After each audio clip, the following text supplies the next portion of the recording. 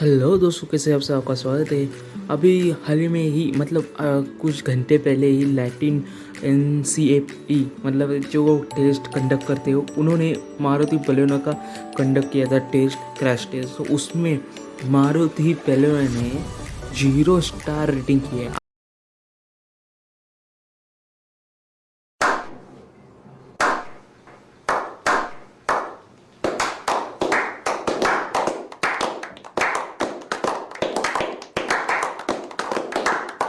आप भी देखिए इसकी जो टेस्ट ली गई है, आप भी देखिए अपनी आंखों से।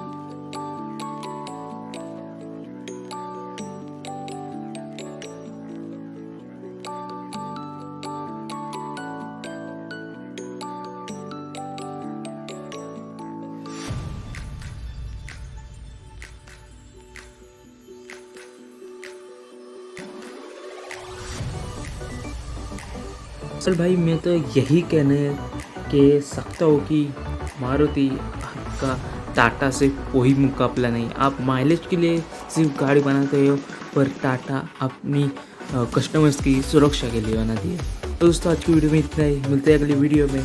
Thanks for watching. आप हमें इंस्टाग्राम पर फॉलो कर सकते हैं अधिक माहिती के लिए, तो सब्सक्राइब कीजिए।